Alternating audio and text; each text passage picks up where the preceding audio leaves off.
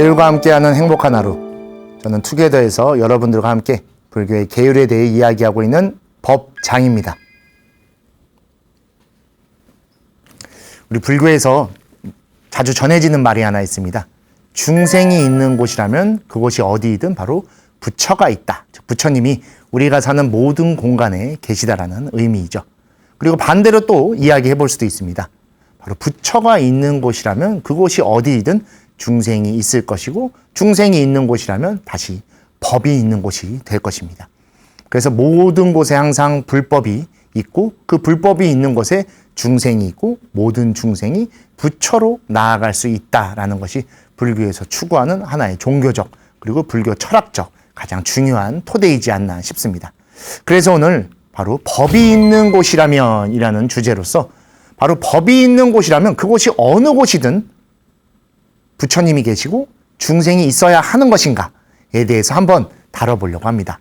왜냐하면 그곳이 어느 곳이든 이라는 그 표현에는 모든 공간이 들어있는데, 아무 곳이나 또는 어떤 곳이든 다 갈 수 있는 것인가, 다 가도 되는 것인가에 대해서 한 번쯤은 생각해 봐야 됩니다.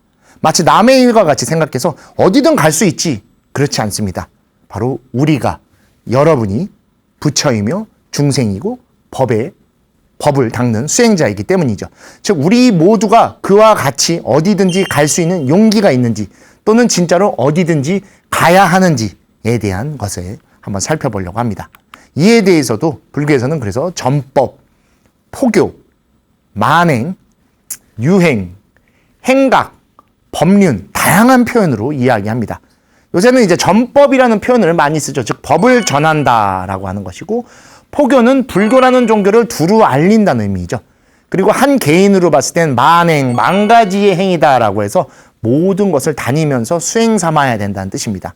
유행은 모든 곳에 걸림이 없이 그렇게 다 발길 가는 곳으로 나아가야 된다는 뜻이고, 같은 의미로서 행각이라고도 씁니다. 그리고 우리 초전 법륜이란 말과 같이 법의 바퀴를 굴린다라고 해갖고 부처님의 가르침을 전하는 행위를 전법, 포교, 아울러서 법륜이라고도 이야기하죠. 즉 법을 위해서 그곳에 법이 있다면 그곳이 어디이든 가야 하고, 그리고 그곳에 있어야 한다라는 의미입니다. 하지만 예외들도 존재합니다. 바로 그것에 대해서 오늘 투게더, 바로 법망경 보살계에 나온 내용을 여러분과 같이 좀 살펴보려고 합니다. 법망경 제37경계에는 고입 난처계라고 하는 계율이 있습니다. 일부러 들어가서는 안 된다. 즉 위험한 곳에, 난처한 곳에 함부로 들어가서는 안 된다라는 계율이 존재합니다. 앞에서 다룬 여러 이야기처럼 중생이 있는 곳이라면, 법이 있는 곳이라면 모든 곳에 부처가 가야 하고, 또는 중생이 가야 하고, 배워야 되고 수행해야 되는데, 그것이 위험한 곳이라고 생각이 된다면 고의로 일부러 가서는 안 된다는 조항이 있다는 것이 굉장히 독특하죠. 그 내용 한번 같이 살펴보도록 하겠습니다. 내용이 조금 깁니다. 불자로서 항상 봄, 가을 두 철에 두타행을 할 때나 여름, 겨울 좌선을 하고 안거할 때에 언제나 삼위일발 등의 18종물을 지녀야 하느니라. 보살이 두타행과 유행을 할 때 백리나 천리를 가든 이 18종물을 항상 몸에 지니고 다녀야 하느니라. 두타행은 정월 15일부터 3월 15일까지와 8월 15일로부터 10월 15일까지이니 이 두 시기에 이 18종물을 새의 두 날개와 같이 항상 몸에 지녀야 하느니라. 만약 새로 배우는 보살이 보름마다 10중 48경계를 송하여 포사를 할 때 모든 불보살의 성상 앞에서 해야 하며, 한 사람이 포사라면 한 사람이 송계하고, 두세 사람 내지 100,000사람이 하더라도 한 사람이 송계할지니라. 송하는 이는 높은 자리에 앉고 듣는 이는 낮은 자리에 앉아서 각각 9조, 7조, 5조의 가사를 입을지니라.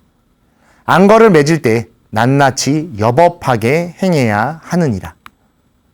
두타행을 할 때 위험한 곳에 들어가지 말지니, 만약 악한 왕에 의해 위험한 나라나 토지가 지나치게 높거나 낮고 수풀이 무성한 곳, 사자와 호랑이가 있거나 지수화풍의 재난이 있는 곳, 도적이 나오는 길이나 독사가 있는 곳 등 모든 위험한 곳에 들어가서는 안 되느니라. 만약 두타행을 할 때와 안거할 때에도 모든 위험한 곳에 들어가서는 안 되느니라. 만약 고의로 들어간다면 경부죄를 범하느니라. 내용이 여지껏 투게더에서 다룬 것 중에 가장 길다 해도 과언이 아닐 정도로 굉장히 많습니다. 왜 그런가 하면 우리가 항상 어딘가를 다니죠. 그리고 무언가의 목적지를 정해 그곳을 향해 갈 때 그곳에 그렇게 움직일 때 더욱더 주의해야 되고 조심해야 될 것들이 많다 보니 그 내용을 더 꼼꼼하게 그리고 사람들이 놓치지 않게끔 상세하게 적다 보니 이렇게 내용이 많아진 것입니다. 같이 내용 좀 보도록 하겠습니다. 우리나라 한국에서도 한국 불교에서도 수행할 때 거의 비슷하죠. 봄, 가을에는 산철이라고 해서 수행을 조금 짧게 하고 만행을 다니십니다. 그래서 이때 두타행을 할 때나 그리고 우리도 동안거, 하안거라고 해서 여름과 겨울에 이런 안거, 좌선 수행 또는 각각의 수행처에 가서 수행을 하는 시기를 두죠. 아마 여러분들도 지금 백중기도를 하거나 안거 백일기도 등을 하고 계실 겁니다. 이때 말씀하는 게 바로 이러한 안거의 기간을 이야기하는 것이고 이거는 불교의 전통에서 굉장히 오래된 수행 방법입니다. 봄, 가을에는 여러 생명들이 이제 웅투고 다니기 때문에 그것들을 두루 살펴보죠. 그리고 여름, 겨울에는 모든 것들이 멈춰 있기 때문에 다니다 보면 자칫 그것들을 해할 수도 있고 피해를 줄 수 있기 때문에 사람들도 마찬가지로 동안거, 하안거, 즉 겨울과 여름에 수행을 할 수 있게 부처님께서 안거를 제정하신 겁니다. 그리고 이때 언제나 삼위의발이라고 해서 이거는 출가자가 반드시 지녀야 되는 것입니다. 3가지의 옷과 하나의 바루라고 해서 근데 한국은 조금 다르죠. 4계절이 있는 나라다 보니까 옷이 조금씩 달라집니다. 가끔씩 한국 스님들 옷이 다르다고 다른 나라에서 말하는 경우들도 종종 있는데 우리나라는 4계절이 있기 때문입니다. 하지만 인도나 우리가 상자부라고 부르는 남방, 즉 동남아시아는 날씨가 1년 중에 항상 조금 따뜻하죠. 그러다 보니까 여기서 말하는 삼위일발로서 조금 더 지켜질 수 있지만 한국 같은 경우에 지금 이제 여름이 됐다 보니 저도 조금 얇게 입고 있죠. 겨울이 되면 또 두꺼운 옷, 좀 누비나 그런 것들을 입게 되는 것 같이 계절에 맞게끔 되어 있고 이거는 계율 내에서도 그것에 맞게끔 할 수 있게 다 여러 가지 예외 조항들이 들어 있습니다. 그리고 대신 바루는 스승으로부터 받기 때문에 일발이라고 해서 이 4개를 비구의 4종물이라고 해갖고 출가자가 반드시 지니는 것으로 둡니다. 그리고 또 하나가 있습니다. 아마 처음 들어보는 분들도 계실 텐데 18종물이라고 해서 수행자가 반드시 지녀야 되는 18가지의 물건이 있습니다. 요거 잠시 후에 조금 설명드릴 텐데 요거 조금 알아두시면 좋은 게 여러분들도 뭐 불교에서 또는 절에서 성지순례도 가시거나 또는 절에 다니시면서 좀 이렇게 뭘 지니면 좋을까라고 생각할 때 이 안의 것들 중에 조금 골라서 지니고 보셔도 조금 좋을 것 같습니다. 그래서 어디를 가든 아무리 멀리를 가든 바로 이 18종물을 반드시 지녀야 된다라고 해서 그리고 이것을 새의 2날개와 같이 즉 수행을 함에 있어 반드시 지녀야 되는 이 2개를 잘 양립해서 다녀야 된다라고 이야기를 하죠. 그리고 또 하나 있습니다. 새로 배우는 보살입니다. 이 사람들이 항상 어디를 다닐 때 반드시 계율을 송해야 되고 왜냐하면 내가 불교인으로서 수행자로서 무엇을 해야 하며 해서는 안 되는가를 빨리 익혀야 되기 때문입니다. 새로 배우는 보살이기 때문이죠. 그리고 또 하나 포살의 방법이 나와 있죠. 포살이라고 해서 왜 스님들 높은 데 앉아서 법문하십니까? 라고 말하는 경우도 실제로 종종 있습니다. 근데 계율이 이렇게 나와 있습니다. 송하는 이는 높은 자리에서 더 많은 사람들에게 전달하고 알려주기 위한 거죠. 권위의식, 높은 데 앉아서 내가 권력을 갖겠다. 라는 의미가 아닙니다. 오히려 그렇게 생각하고 있는 사람이 그렇게 말하는 것이지 계율에서도 이렇게 쓰여져 있는 것은 부처님의 법을 대리로 전달하기 때문에 부처님과 같이 높은 곳에 모시는 의미도 있고 높은 곳에 있어야 사람들에게 잘 전달할 수 있기 때문에 그러한 의미도 두고 있는 것이죠. 근데 이것을 단순히 지금의 관점으로 권위의식이다, 권력이다 라고 하는 건 굉장히 잘못된 것이고 엄연히 이렇게 계율에서도 다루고 있습니다. 또한 각각 9조, 7조, 5조의 가사를 입어야 한다. 지금 우리 대한불교 조계종, 한국불교는 이 조의 가사가 조금 다르긴 하지만 여기서 말하는 의미는 무엇이냐면 각각의 법납에 맞는 가사를 여법하게 입어야 된다는 겁니다. 수행한 지 얼마 되지도 않았는데 큰 스님 흉내를 낸다라고 그냥 그 옷을 내 돈으로 사서 입거나 또는 그것을 그렇게 몰래 입거나 하는 것은 잘못된 겁니다. 그것은 단순히 따라하는 것이지 가사, 수행이라고 하는 것은 세월과 함께 시간과 함께 자연스럽게 생겨나는 것입니다.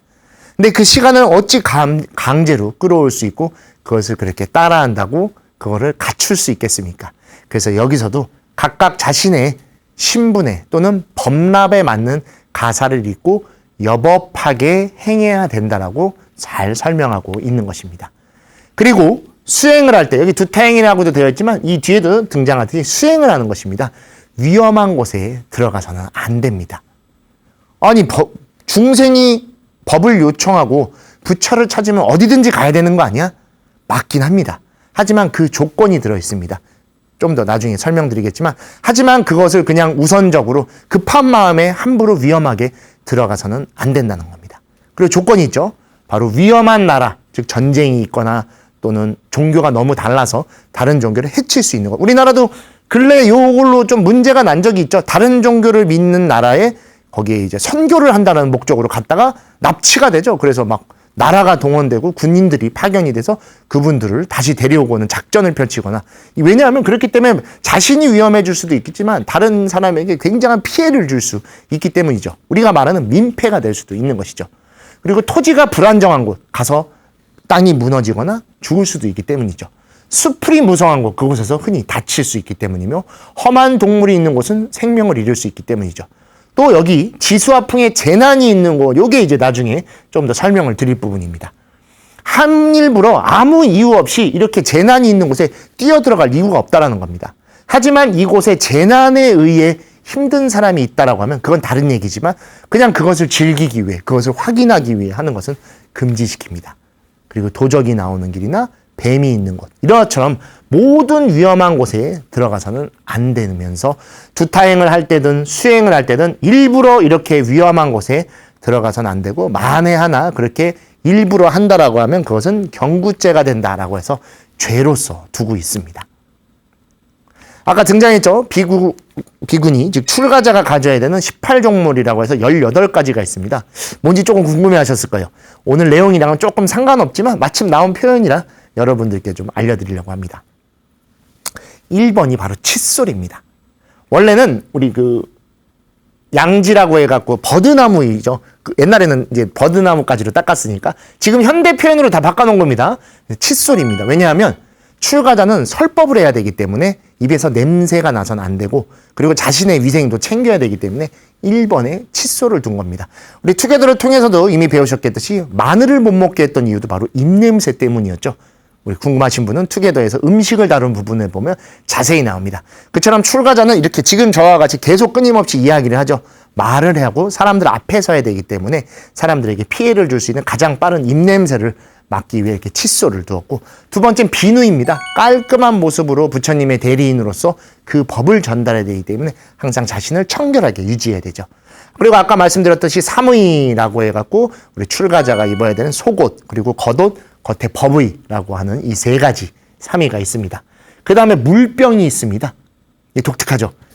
항상 만행, 걸어 다니는 것이 출가자의 기본 이동 방식이었다 보니까 항상 물병을 지녔고, 또 공양을 받아야 되기 때문에 바루를 항상 다니며 항상 또 수행을 해야 되기 때문에 좌구를 두었습니다. 7번은 석장이라고 하지만 지팡이입니다. 이렇게 다니면서 항상 조심할 수 있게끔 이제 하고, 이게 나중에 발달이 돼서 빗자루 모양으로 달라지기도 하고 우산으로 또 바뀌기도 합니다. 그리고 8번째가 향로입니다. 왜냐하면 어디서든지 예불을 올려야 되기 때문에 향로가 있어야 되죠. 그 다음이 거름망입니다. 왜 그런가 하면 물에도 미생물이 살 수 있기 때문에 그것조차도 살생을 막게 하기 위해서 거름망을 두어 물병에 물을 담았죠. 그 다음엔 수건입니다. 자신을 깨끗이 지켜야 되기 때문이죠. 또 삭발과 면도 등을 해야 되기 때문에 칼이 있고, 길에서 지내는 경우들이 수화자라고 해서 나무 밑에서 지내는 경우가 많다 보니 부싯돌을 항상 다녔습니다. 그리고 족집게가 있습니다. 이게 좀 특별하죠. 뭔가 다치거나 흉터가 났거나 뭔가 거슬린 게 있을 때 이런 걸 빼게끔 했습니다. 그게 나중에 더 큰 흉터가 되거나 더 큰 화근이 될 수 있기 때문에 이런 걸 뽑게 됐죠. 그 다음 평상이다라고 되는데 이건 평상이 아니라 조금 다르면 이렇게 경상이라고도 표현하죠. 이렇게 펼칠 수 있는 것입니다. 왜냐하면 뒤에 나오는 두 가지 때문입니다. 경전과 율장을 땅바닥에 함부로 내려놓고 볼 수가 없기 때문에 이 평상을 펼쳐놓고 올려놓고 그렇게 경전을 읽게 하고, 지금도 스님들 출가해서 승가대학 강원이라는 곳에 가면 경상이라고 하는 것을 드립니다. 경대와 함께 그때 경전을 거기다 올려놓고 읽게 하는 문화도 바로 여기서 나온 것이죠. 그리고 항상 독경을 해야 되고 포사를 해야 되기 때문에 경장과 율장을 지니게 했으며, 또 여기서도 아까 말씀드렸듯이 예불을 올려야 되기 때문에 불상과 보살상 이렇게 해서 총 18가지를 출가자가 어딘가로 이동할 때 반드시 가지고 다니게 했었습니다. 우리 여러분들도 다 불제자입니다. 어디 여행을 가시거나 또는 성지 수련을 가실 때 한번 좀 살펴보십시오. 그래서 이 중에서 내가 가져갈 수 있는 것들은 좀 챙겨서 가봐야겠구나라고 하는 것도 좀 더 성지 수련을 갈 때 이 계율, 율장에 또는 보살계에 나온 내용이 동일하기 때문에 이렇게 좀 챙겨가면 성지순례를 갈 때 마음도 좀 달라지지 않을까 싶습니다. 이것들은 거의 다 비슷하죠. 뭐 삼위 같은 경우에는 스님들이 항상 가자장삼을 지니고 다니시기 때문에 문제없지만, 우리 제가자분들 같은 경우도 요새 제가자들이 입는 법복이나 그런 것들이 있기 때문에 좀 챙겨가셔도 좋을 것 같습니다. 그리고 좌구도 요새 많이 챙겨 다니시죠. 접는 방석이나 그런 게 있고, 지팡이야 뭐 괜찮지만 작은 향로도 요새 가지고 다니는 경우들도 실제로 있으시더라고요. 거름망은 저도 지금 가지고 다니긴 합니다.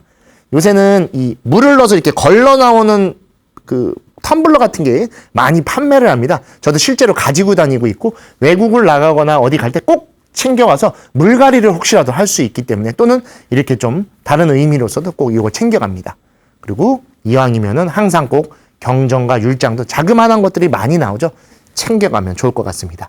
그리고 불상보살상은 바로 이때 당시에도 이걸 가지고 다닐 수 있게끔 하기 위해 원통형으로 만들어서 이렇게 뚜껑이 열리는 게 있습니다. 많이 보셨을 거예요. 문화재 중에도 들어있고 절에나 또는 불교 용품을 파는 곳에서도 많이 보실 수 있는데, 이렇게 열리는 것 안에 불보살상이 같이 들어있는 이유도 바로 이 18종물의 내용에 그것들이 담겨져 있기 때문입니다. 조금 내용이 벗어나긴 했지만 이렇게 출가자가 어딘가를 이동할 때 가지고 다니는 물건도 있다라는 것 정도 알아두시면 좋겠습니다. 자, 본론으로 다시 돌아오면, 수행자가 위험한 곳을 찾아가거나 그곳에 머무는 것을 계율로서 금지시키고 있습니다.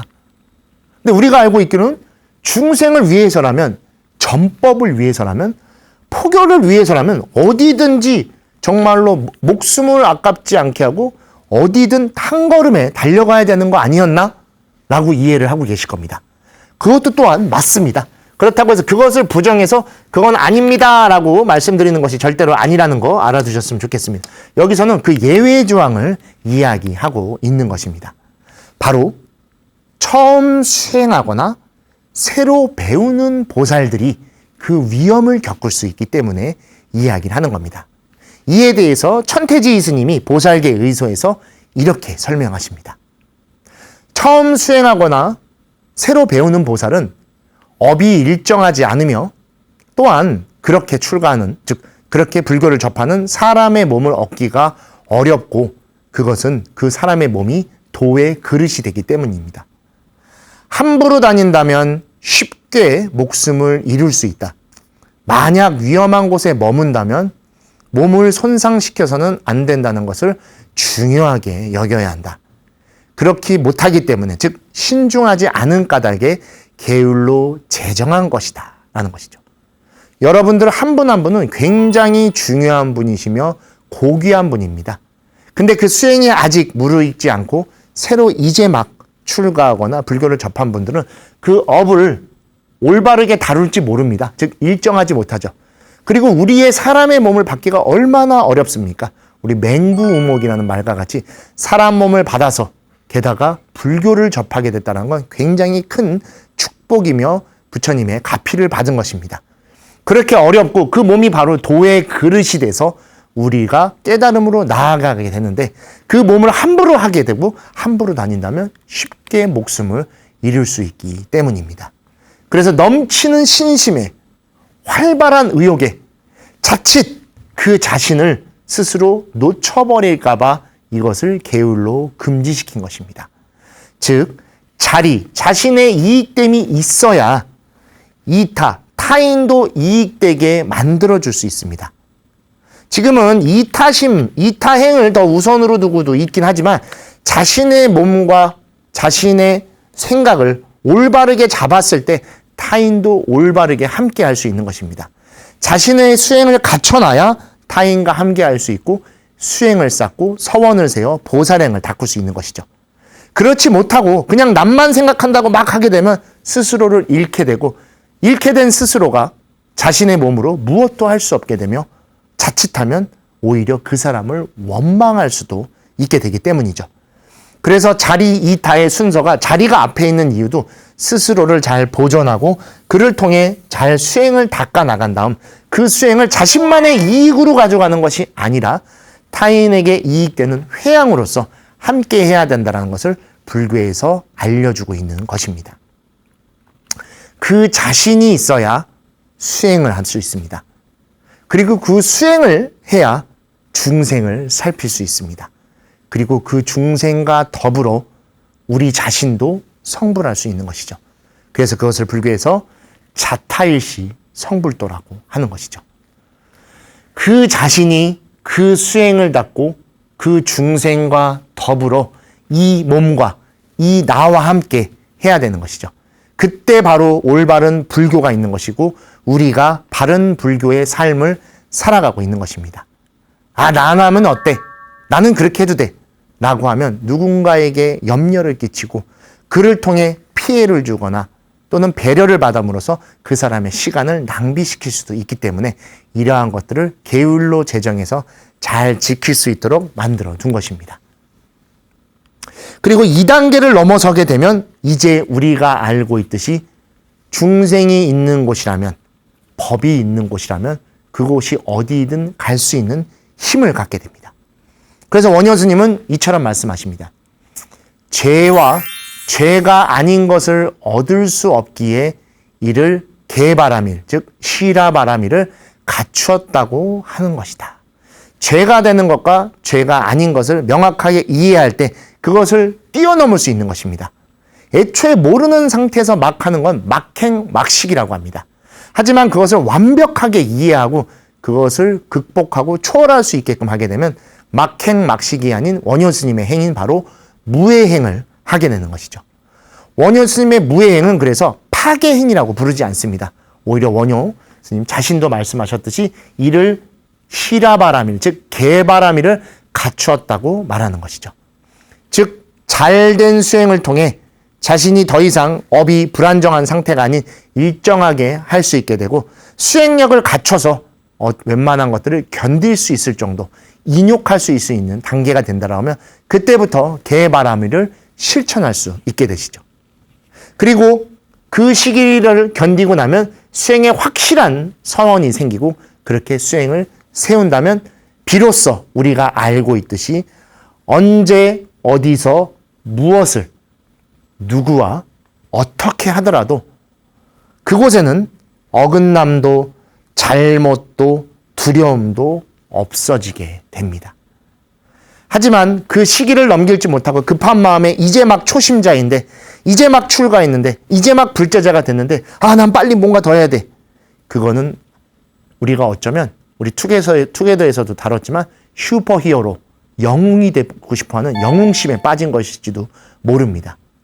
자신을 단단히 다져놓고 그 토대 위에 확실하게 서서 어떠한 수행으로서 어떻게 중생과 함께 하겠다라는 확실한 서원이 있다라고 하면 그때에 반드시 우리가 무엇을 하든 어그러짐이 없는 상태가 될 것입니다. 그래서 그 시기를 불교에서 바로 시절인연이라고 하는 것이죠. 무릇 자연은 그 때가 되면 옷을 갈아입고 다른 계절이 됩니다. 무릇 꽃은 그 때가 되면 그 꽃을 활짝 펴서 만 중생들에게 그 아름다움을 베풉니다. 무릇 채소와 과일, 곡식은 그 때가 되면 과실, 열매를 맺어 그 모든 것들을 아낌없이 베풀어 줍니다.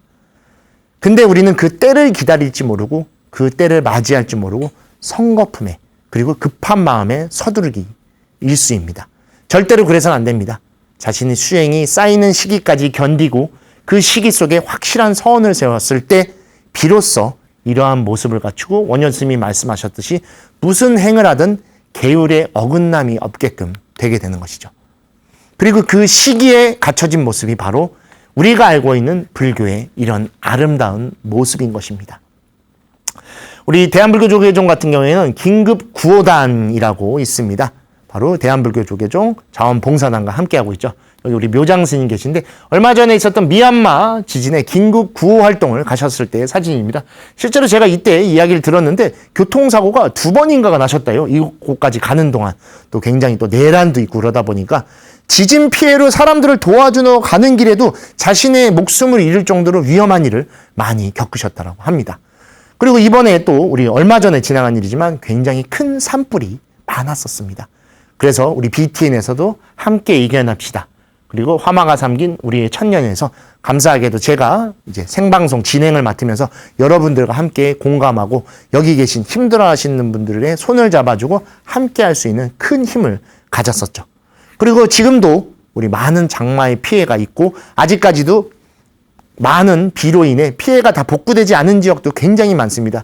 이렇게 피해 복구 지역에 앞장서서 스님들과 제가자분 그리고 불교 단체가 가서 함께하고 있고 또 많은 이재민들 분들께 쌀을 드리거나 필요한 물건을 드립니다. 또 우리 불교만이 아닙니다. 여기 티베트 스님들이나 대만 스님들 이렇게 정말 많은 분들이 자신의 목숨조차도 아깝지 않게 두려워하지 않고 이곳으로 달려갑니다. 그 이유는 그렇게 수행을 충분히 쌓아두셨고 그 서원이 확실하게 있기 때문에 이곳에 가셔서 이타행을 비로소 올바르게 하실 수 있고 보살의 행원을 그대로 펼치고 계신 것입니다. 근데 이 시기가 아직 무르익지도 않은 상태에서 이곳에 가게 되면 오히려 이곳에 정작 도착해서 도와드려야 될 시기에 자신의 마음이 무너져 내리고 두려움이 생겨 이분들 앞에서 벌벌 떨며 오히려 더 큰 피해를 드릴 수도 있기 때문이죠. 정말 높은 수행력, 굉장히 큰 서원이 있을 때 이곳에서 자신조차도 완벽하게 내려놓은 자리가 존재하지 않는 이타만이 남아있는 이러한 아름다운 모습을 갖출 수 있게 되는 것입니다. 처음 자리를 잘 닦아 그를 통해 이타심을, 이타행을 닦게 되고 그 이타행이 보살행이 된 모습이 바로 이처럼 비춰진 모습이라 할 수 있을 것 같습니다.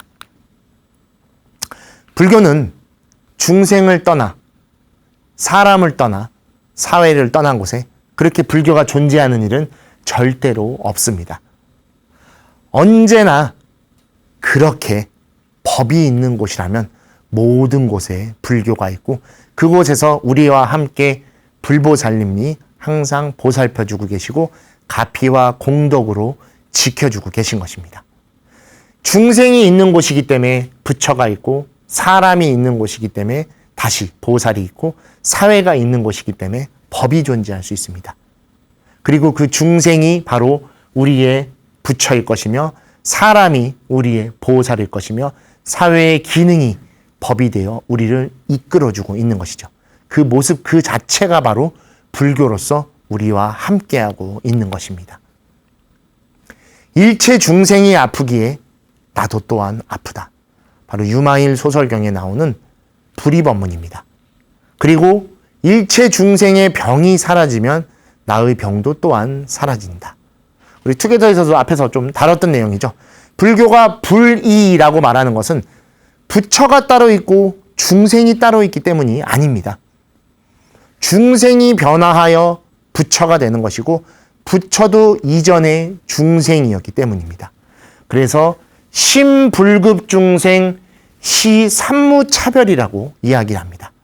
처음 내가 발심하는 그 마음이 있다라고 하면 그 마음에 의해 중생이 부처로 나아갈 수 있는 것입니다. 그리고 그렇게 마음을 먹은 서원을 세운 중생이 어찌 부처가 아닐 수 있고 그들이 어떻게 차별이 존재할 수 있겠습니까? 그렇기 때문에 우리 모두와 함께 법이 있는 곳이라면 스님들이 불교인이 또 불교 단체가 가장 앞장서서 나아가고 있는 것입니다. 왜냐하면 그곳에 계신 분들의 어려움과 아픔이 바로 우리의 아픔이고 어려움이기 때문입니다. 신불급 중생 시삼무차별의 가르침과 같이 따로 있는 것이 아닙니다. 그리고 따로 나만의 수행을 닦는 것이 아닙니다.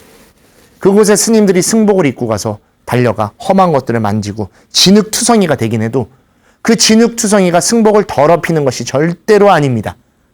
오히려 그것이 그들과 함께하는 모습이고 이 옷이 조금 더러워질지언정 부처님이 그것을 안 바라봐 주실 거라고 생각됩니까? 오히려 그 모습이 올바르게 불법을 실천하는 모습이고 더욱더 숭고하게 예불을 올리는 모습일지도 모릅니다. 그리고 그분들을 품어드리고 그분들과 함께하기 위한 노력이 있을 때 바로 불교가 올바르게 전달되고 있다는 걸 명심해야 됩니다. 그렇지 않고 거기 가면 위험하니까 위험하다고 나와 있으니까 그렇게 이것을 바라보면 안 됩니다. 그곳에 위험한 곳에 가지 못하게 하는 이유는 아직까지 그것을 견딜 수 있고 그것을 받아들일 준비가 되지 않았기 때문이죠. 그건 또 하나는 수행이 부족하다라는 또 다른 의미이기도 합니다. 오히려 그 수행이 부족한 것을 스스로 창피하게 여겨 더 수행을 쌓아 빨리 중생들과 함께 힘들어하시는 분들을 도와드리고 싶다라는 서원을 세워 자신의 수행을 단단히 쌓아 그들의 손을 잡아주고 그들과 함께 나아가기 위해 노력해야 됩니다. 중생이 있는 곳이라면 그곳이 어디이든 부처와 법이 존재합니다. 단순히 부처를 쫓고 법만 쫓는다라고 하면 그것은 잘못된 불교로 나아갈 줄 모르고 법만 따르는 모습이 될지도 모르고 깨달음 지상주의에 떨어지게 될지도 모릅니다. 불교는 태어날 때부터 태초부터 사람에 의해 만들어진 종교입니다. 우리의 교주이신 서가모니 부처님께서는 출가 전에 신이 아니었었습니다. 크샤트리아는 신분으로 태어나 고타마 시타르타라는 이름을 받아 청년으로 성장하신 분이시죠. 그리고 그곳에서 근본 고통이라고 하는 노병사를 받아들이시며 그것을 극복하기 위해 수행을 쌓으시게 된 겁니다. 그리고 그 수행 속에 얻어진 바로 노병사, 늙고 병들고 죽음을 사람이 피해갈 수 없다는 것을 뼈저리게 느끼십니다. 그래서 불교에서도 지금까지 늙고 병들고 죽음을 가장 숭고한 것으로 여기며 또한 그것을 극복하기 위한 노력을 가장 앞장서고 있는 것입니다. 그리고 그것이 있는 곳에는 항상 중생이 존재하게 됩니다. 중생은 살아있는 존재입니다. 살아있기 때문에 필연적으로 늙고 병들고 죽을 수밖에 없는 것이죠. 그리고 그들이 힘들어하고 있다고 하면 그곳에 달려가야 됩니다. 그곳에 바로 부처와 법이 있기 때문이죠. 부처님을 따르고 법을 익힌다라는 존재가 중생을 외면하고 자신의 수행만을 쫓는다면 그것은 올바른 수행자가 아닐 것입니다.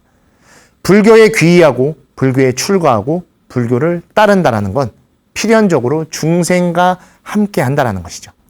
하지만 그곳이 때때로 위험한 곳이거나 자신에게 큰 피해를 줄 수 있는 것이라면 가서는 안 된다고 계율에서 이야기한 것입니다.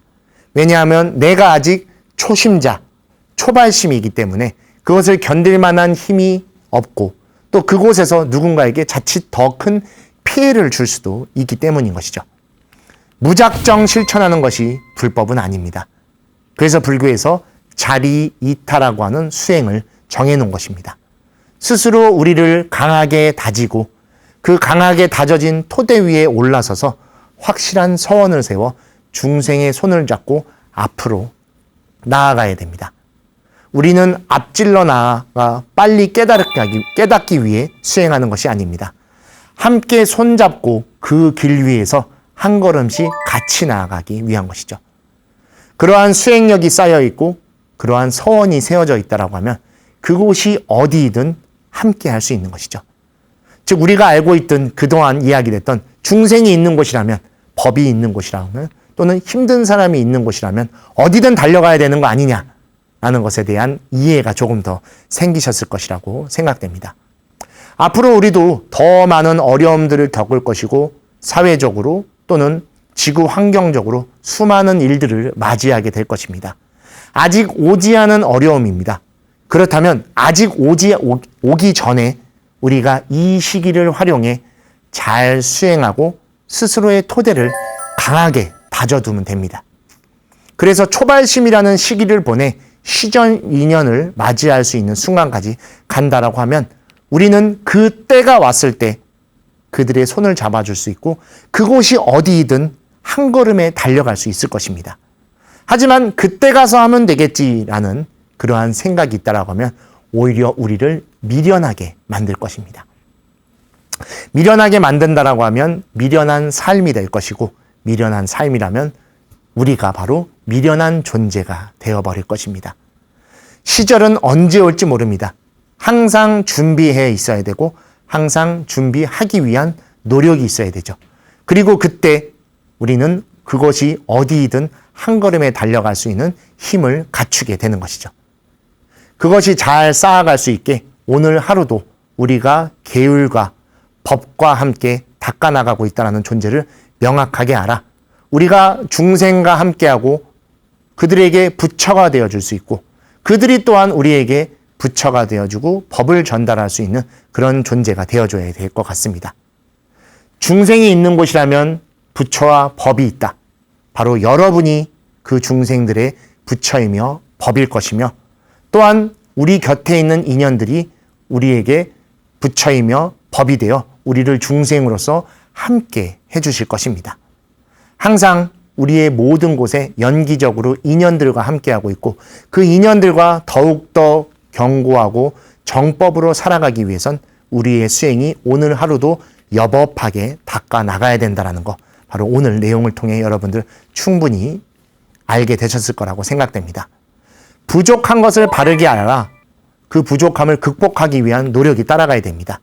그렇지 않으면 그 부족함으로 인해 피해를 줄 수 있고 또는 그곳에서 어려움을 맞이할 수도 있습니다. 그렇기 때문에 그 두려운 곳, 무서운 곳에 가지 말라고 한 것이지 그냥 함부로 가서는 안 된다는 거 잘 이해하시고 오늘 하루도 여러분이 계신 곳에서 더 법다운 수행을 닦으시고 여러분의 곁에 계신 모든 분들께 여러분들이 부처와 법이 되어 모든 중생과 함께 하루를 살아가고 행복한 시간을 보내는 그러한 시절을 보내시기를 바라드리며 투게더 여기서 마치도록 하겠습니다. 감사합니다.